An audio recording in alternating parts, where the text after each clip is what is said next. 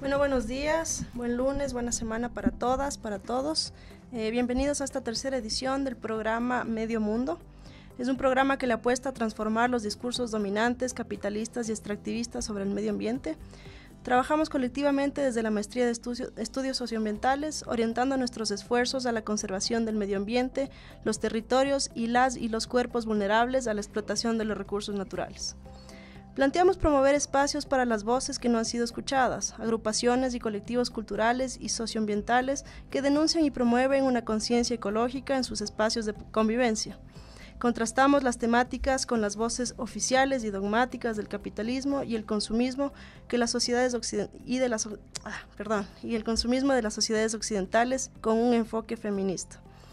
El objetivo de este programa es promover una visión crítica de tal manera que critiquemos cómo nos relacionamos con el medio ambiente. Queremos promover distintas visiones sobre la explotación de los recursos naturales, promover el interés de nuestro radioescucha en temas socioambientales e informar sobre las distintas problemáticas coyunturales. Hoy, 28 de enero, hablaremos de la construcción de la maestría en Derechos de la Naturaleza y Construcción de Paz, que se abrirá en el 2020 en Ecuador. Tenemos aquí como invitados especiales a Marco Navas, profesor del programa de doctorado en Derecho y de la Maestría Internacional en Derecho e investigador de la Universidad Andina Simón Bolívar, aquí en la sede de Ecuador. Él es coordinador del proyecto que vamos a hablar hoy día, de parte de la Universidad Andina. Y tenemos aquí también al invitado Cacho Alvarado. Él es activista y comunicador comunitario desde el año 2001.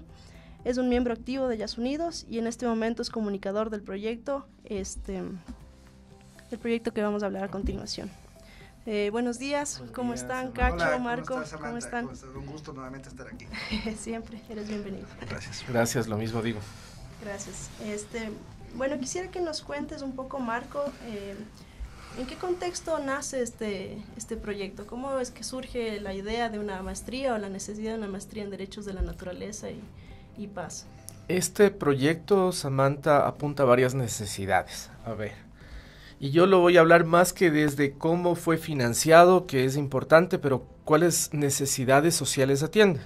La primera es la necesidad de la academia de vincularse con la comunidad y con las demandas urgentes y movimientos de la comunidad, las acciones de los actores sociales en favor de la defensa, por ejemplo, en este caso de los derechos de la naturaleza, quienes son víctimas de conflictos ambientales, etcétera. Entonces, uno de los propósitos es vincular sociedad civil con comunidad de una manera, como te diría, propositiva, activa, reflexiva, como decías tú en la introducción inicial, crítica.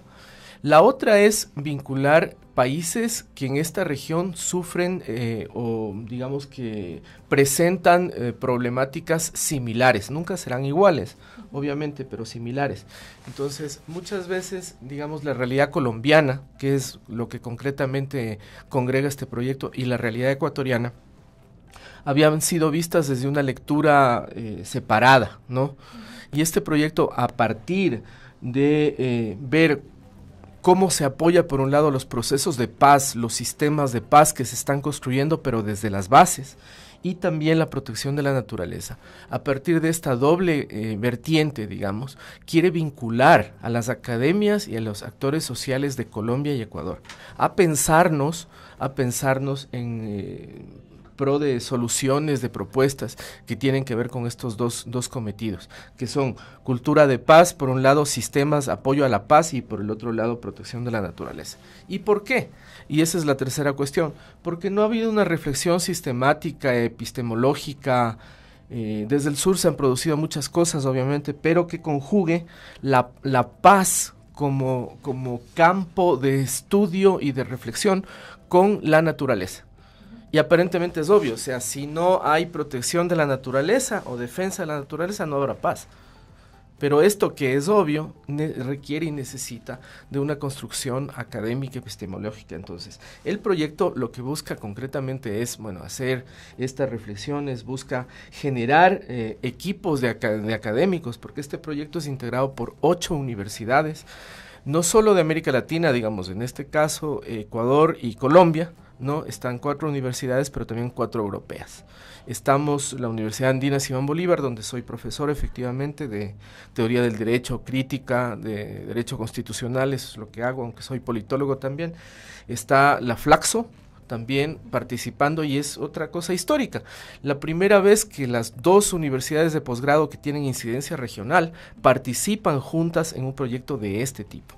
Por parte de Colombia está la Universidad del Rosario, la Universidad Libre de Colombia, y por parte de Europa están la Universidad de Castilla-La Mancha, a través de su departamento de Derecho Constitucional, de su área de Derecho Constitucional, la Universidad de Bolonia en Italia, la Universidad de Siena también en Italia, y la Escuela de Derecho de Sciences Po en París, que es muy prestigiosa. Entonces, el propósito de esta conjunción de voluntades que es, y ahí sí me voy a referir al financiamiento, es financiado por el programa Erasmus Plus de la Unión Europea, es generar una oferta académica que sea a la vez un espacio de reflexión, donde se pueda tratar conjuntamente el tema de cómo impulsar la paz y cómo proteger la naturaleza y cómo podemos crear fortalezas entre las sociedades civiles y academias de los 2 países, Ecuador y Colombia. Muchas gracias, Marco. Con proyección regional, digamos, a otros países también de la región. Muchísimas gracias, se me ocurren muchísimas preguntas para hacerte, pero me gustaría que empecemos primero con un poco de contexto en cuanto a la naturaleza, de dónde surge y cómo es que está aquí los derechos de la naturaleza, y cómo al mismo tiempo hay una necesidad de acuerdos de paz, obviamente en Colombia como principal agente, pero también aquí, ¿no? Entonces, cómo esta realidad se traduce a todo lo que nos acabas de contar, ¿no? Cómo sucedió, más bien, como para que algunos te lo voy a explicar se lo vayan enterando. Como profesor de Derecho. A ver, el derecho generalmente tenemos la idea, quienes nos formamos en eso y en las aulas, de que surge de académicos y de gente que sabe de derecho y de organismos del Estado, como la Asamblea Nacional, por ejemplo, y del colegislador, que es el presidente del Ejecutivo. Pero esta vez, esta es una muy buena muestra de que no es así. El derecho surge de la gente, de las relaciones jurídicas. Eso es lo que yo explico en mis cursos de teoría crítica.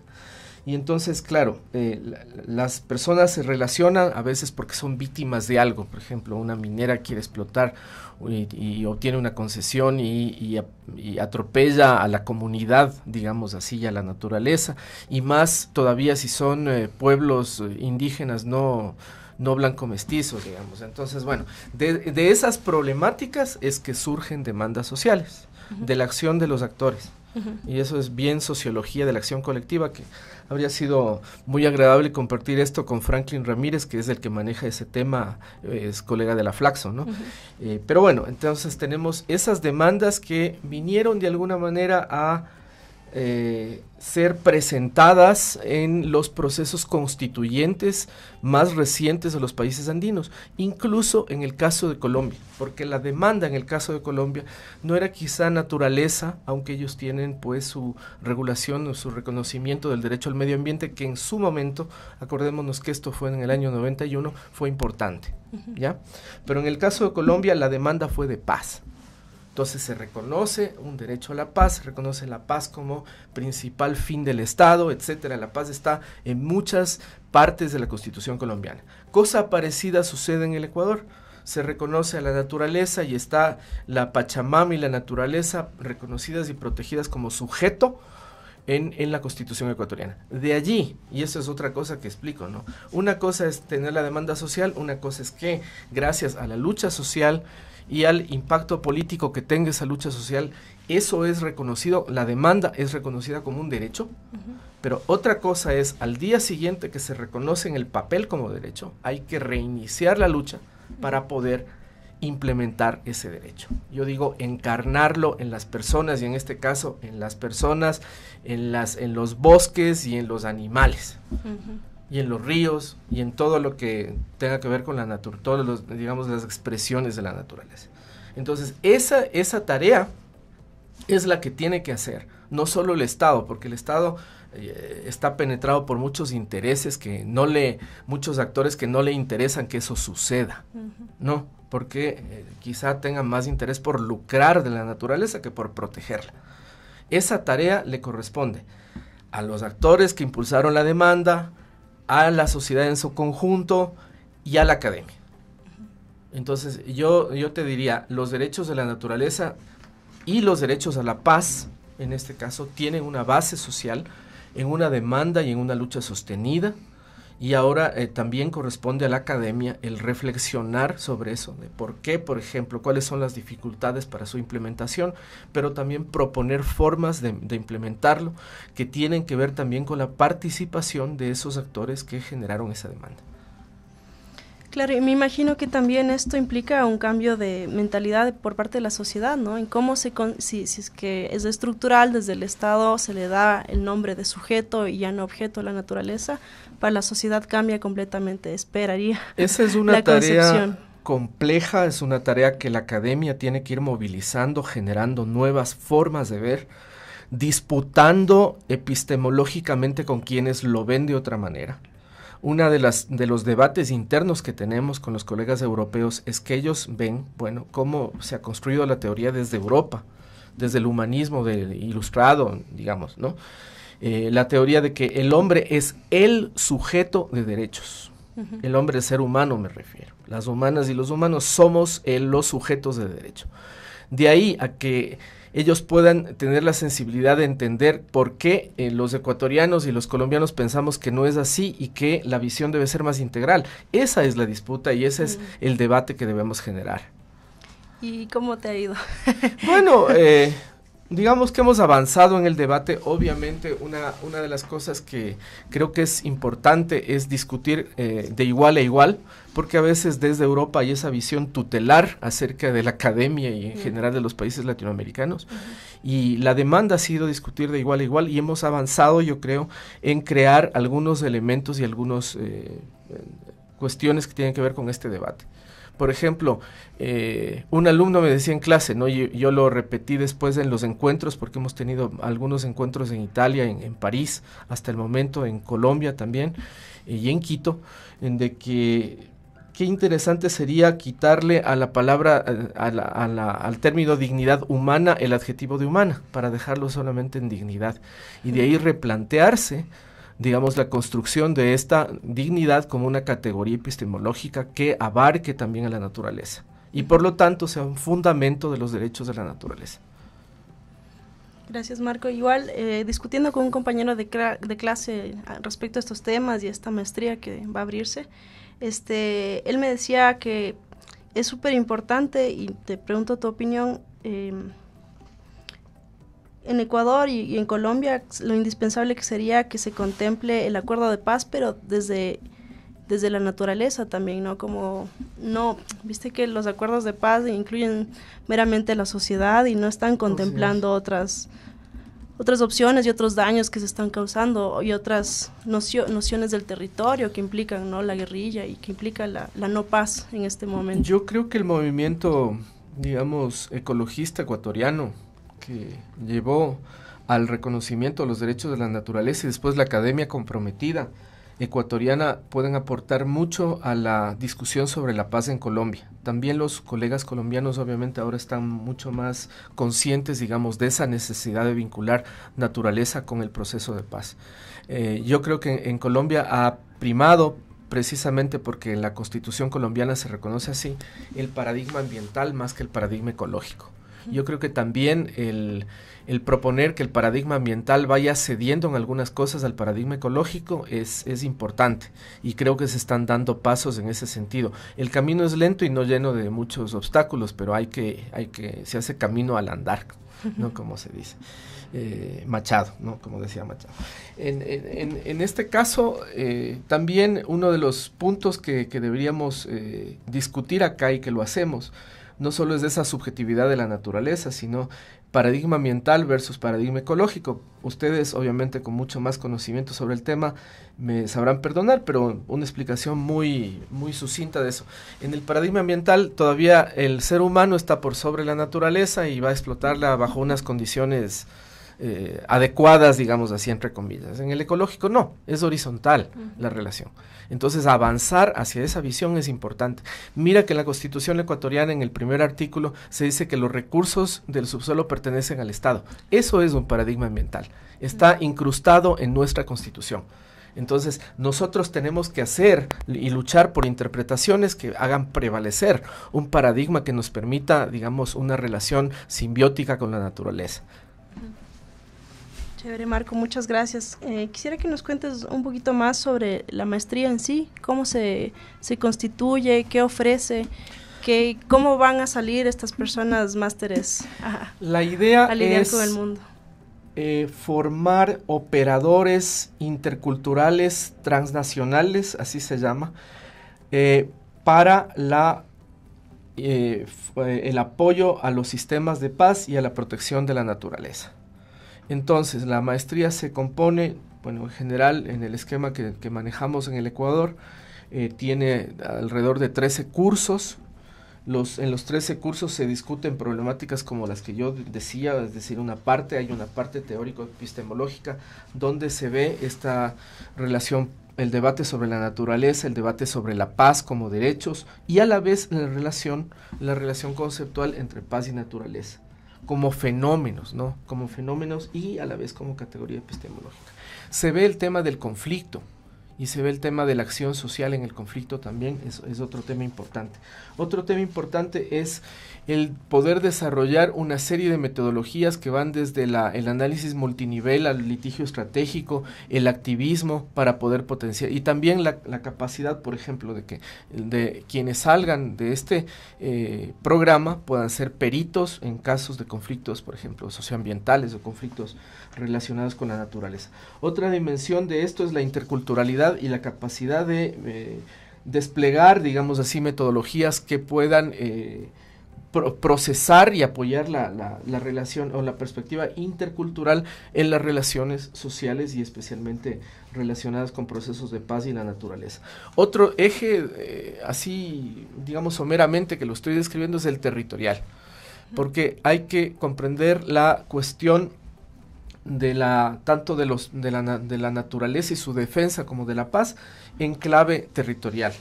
Otro eje obviamente es el género, el tema de las víctimas, tanto de los conflictos socioambientales como del largo conflicto colombiano, en este caso, y de los conflictos que tienen que ver con cuestiones de violencia armada, digamos así. Y otro tema, ya metodológicamente hablando, es la comparación.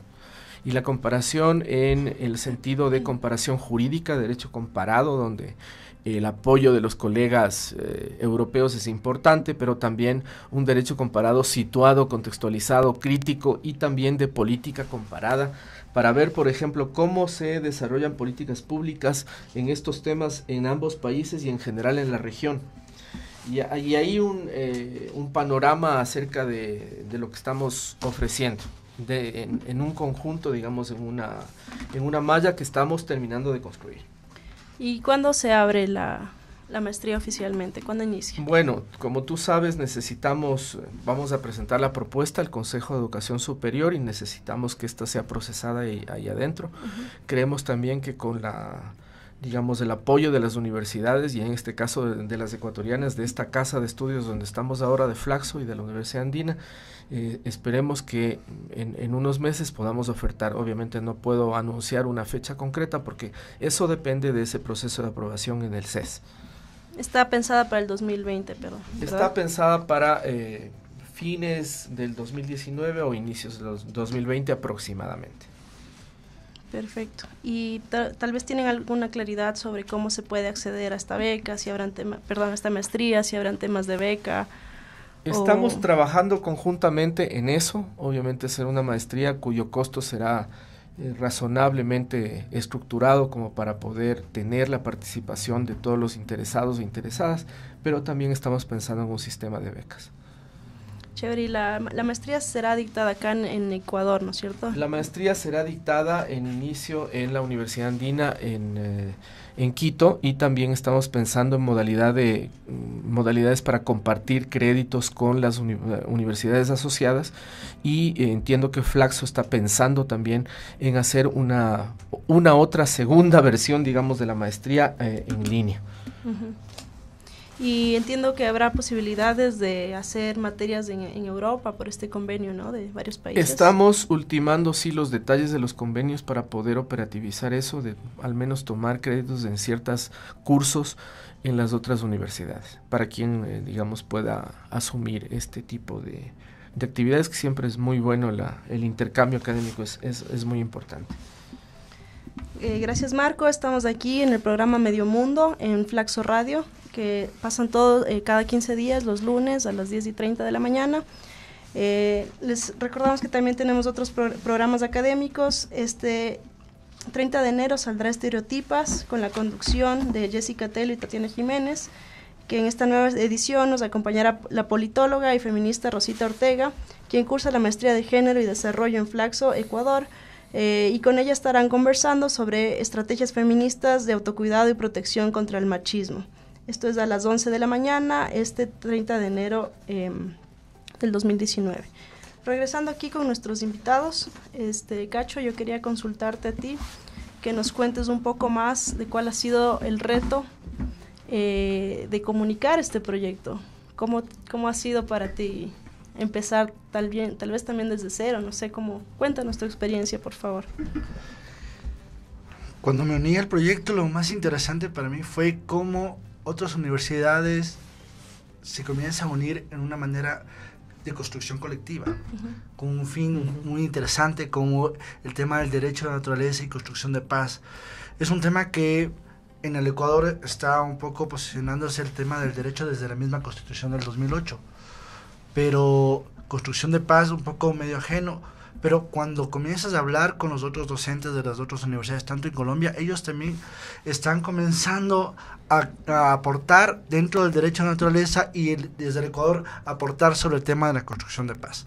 Justo Marco comenzaba esta entrevista mencionando que el derecho a la naturaleza, defender la naturaleza, también es una construcción de paz. Es súper interesante ver desde esa visión mucho más global y no seccionándolo desde Colombia Paz y Ecuador Naturaleza. No, yo creo que esas dos formas desde la misma Latinoamérica es una cuestión que es de mucho interés, como lo que está pasando en Brasil en este momento con el tema de la minería Vale, que es una cuestión que no solamente nos compete a los países o solamente es de ellos, es de todos. La naturaleza debemos defenderla de una manera colectiva. Es interesante también ver cómo esta maestría va, desde el tema de la academia, va a aportar para poder hacer solventar y tener ese tema de vacíos legales que lastimosamente son como estas empresas transnacionales se han apegado para poder evadir la justicia. Sí, como lo que pasó en el caso Texaco, como lo que pasa también en los casos de minería en este momento en Ecuador, y creo que eso nos va a ayudar a repensar, a reconstruir, a potenciarnos y a fortalecernos dentro de este aspecto.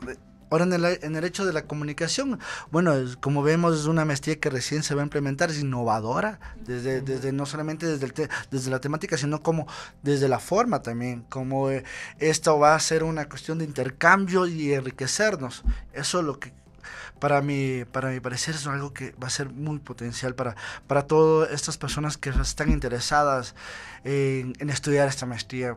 O sea, en este momento nosotros estamos subiendo nuestras páginas dentro de nuestra página web www.naturalezaypaz.com, que pueden ir investigando cómo va a estar el proceso de la construcción de esta malla. Vamos a subir los documentos, la investigación y el proceso como está actualmente. También nos pueden seguir también a nuestra fanpage, que es @proyectooptim también, y en el Twitter es @optimproyecto. ¿Sí? Entonces, estos son los canales que pueden ir alimentándonos, porque solamente solamente vamos a hablar sobre el proyecto, sino también todas las luchas de los profesores, de los docentes de las universidades y de los otros países sobre el tema de la defensa de la naturaleza y construcción de la paz. Chévere, Cachito, muchas gracias. Bueno, yo quería seguir preguntándole sobre la maestría. ¿Quiénes podemos acceder? ¿Quiénes estemos interesadas? ¿Cuál es el perfil? ¿Tenemos que ser abogadas? ¿Tenemos que ser...? No, el perfil es abierto. Toda persona que tenga, digamos, una formación que se relacione de alguna manera con los temas que yo enuncié, puede optar para la maestría. Es decir, una antropóloga, una socióloga, un comunicador, un abogado, por supuesto, también, gente que tiene más bien formación incluso en ingenierías ambientales, por citar algunos ejemplos, ¿no? O médicos. Es decir, está absolutamente abierto justamente por el tema interdisciplinario, porque más bien eso permite el aporte de varias disciplinas y saberes a la conjunción, digamos, de los objetivos de la maestría. Y me surge una duda, porque nosotros aquí en la maestría de estudios socioambientales es una de las maestrías de Flaxo que es interdisciplinaria, ¿no? Y de hecho es muy rico porque se arman unos debates espectaculares, pero entiendo que es un reto muy grande para los profesores, porque tienen ellos cada quien su nota política o su onda académica, ¿no? Y entonces en algún momento hacemos preguntas que van completamente opuestas a lo que ellos han venido caminando, o opuestas a lo que incluso la maestría quisiera, pues, explicarnos, ¿no? O conducirnos hacia ese camino. ¿Cómo piensan sobrellevar este reto? Eso es fundamental para la crítica, es decir, la crítica es controvertir una visión o un concepto y la forma en que se lo está presentando. Eso es lo que buscamos más bien. En torno a encontrar, eso sí, de forma, como te digo, propositiva, maneras de aportar al debate de cómo fortalecer los sistemas de paz, cómo construirlos democráticamente, o los derechos de la naturaleza también con participación. Entonces, eso es lo que buscamos más bien, ser un espacio que articule, o donde vayan varios saberes y varios enfoques en conjunto a debatir. ¿Y cuál sería la expectativa de incidencia de estos jóvenes y adultos maestrantes? Bueno, la expectativa es alta, ¿no? De incidencia en momentos y coyunturas políticas y económicas complejas para nuestros países y para la región. Es decir, incidencia en cuanto, como su nombre lo dice, operadores concretos en la solución de conflictos ecológicos, operadores concretos para la construcción democrática de sistemas de paz, para el apoyo a sistemas de paz. Ahí hay mucho que hacer, ahí hay, digamos, distintos niveles de operar, como yo decía, lo local, por ejemplo, lo urbano y lo rural, la temática y la realidad de los pueblos indígenas.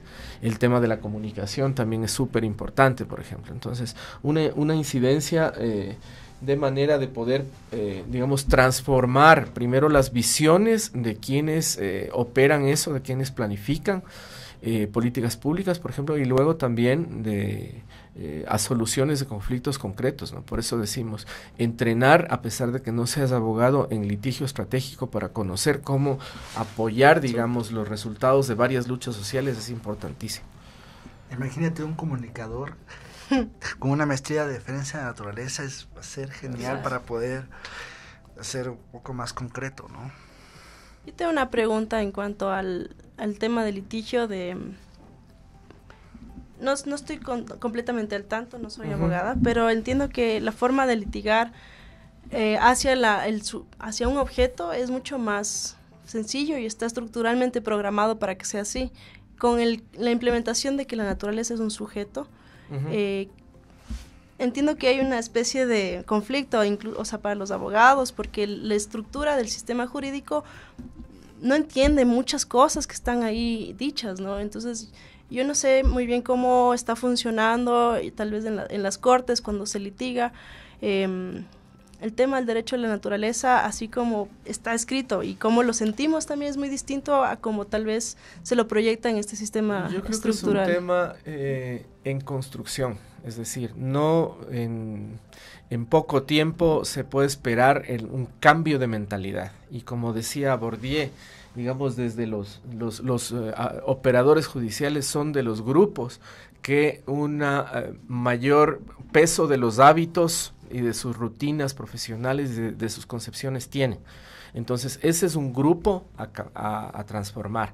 ¿Cómo se transforma? Con nuevas interpretaciones, nuevas formas de argumentar, proposición de que aquí aparentemente hay una concesión, entonces, ¿cuál es el problema jurídico? Pero no, eso que una persona le llama y le etiqueta como concesión legítima, otro le tiene que controvertir y decir, no, ahí hay una violación a los derechos de la naturaleza. Exactamente. Entonces, la construcción de la jurisprudencia, algo ha hecho la pasada Corte Constitucional, tenemos mucha expectativa de la nueva para ver cómo vamos construyendo esto también, y lo mismo en Colombia, ¿no? En Colombia se ha venido, por ejemplo, un tema acuciante es este tema de la consulta previa. Entonces, cómo ir coadyuvando a una generación de argumentos, además en un lenguaje que la sociedad lo pueda entender, para visibilizar los conflictos y las violaciones de derechos. También quería como puntualizar, hay un tema muy fuerte del desarrollo, como Gracias. completamente implementado y ahí estructural también. Esta última audiencia que hubo en el caso de Tundaime, pues se pasó por encima todo, hasta los derechos humanos realmente, y entonces me parece difícil, y les pregunto también su opinión, porque si muchas veces no podemos hablar de derechos humanos, pues cómo llegamos a hablar de derechos de la naturaleza, ¿no? Que es parte de lo que yo también me cuestiono, ¿no? En este sistema judicial no hay un espacio para nada más, ni para derechos humanos muchas veces. Es fuerte, ¿no? Digamos, develar y desentrañar el poder es complicado y hasta peligroso. Pero yo creo que una de las fortalezas de este programa es que no es un programa exclusivamente jurídico. Es decir, la necesidad de viralizar y de compartir para que no seamos solo los juristas que defendemos derechos, quienes generemos argumentos, sino sea la sociedad en su conjunto. Eso es quizá una de las fortalezas de este programa. Eso es súper importante.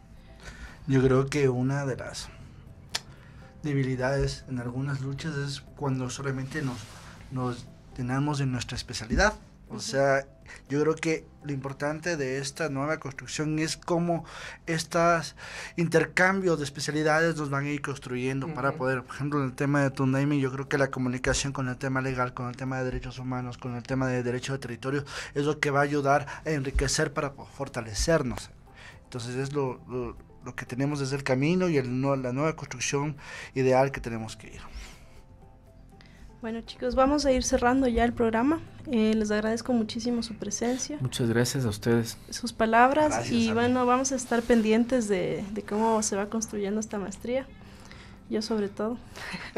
A ver si me apunta a la segunda. Perfecto. Veamos si sobrevivo a la primera. Pero Como todo. listo, entonces bienvenidos. Aquí tienen un espacio siempre. Ha sido muy interesante, gracias. Muchas gracias, Sam. Les esperamos de aquí en 15 días con el programa Medio Mundo. Y les recordamos que pueden escuchar otros programas académicos, como les había comentado, Estereotipas, y el día de mañana Voces Rurales, con la conducción y producción de Araceli Nugra y Luis Remache, a las 10 de la mañana. Hablarán sobre comunidades campesinas en Colombia, con la geógrafa Lisette Campo, estudiante de la Maestría de Desarrollo Territorial Rural. Eso por ahora, les agradezco mucho y saludos a todos quienes nos estuvieron escuchando. Hasta de aquí en 15 días.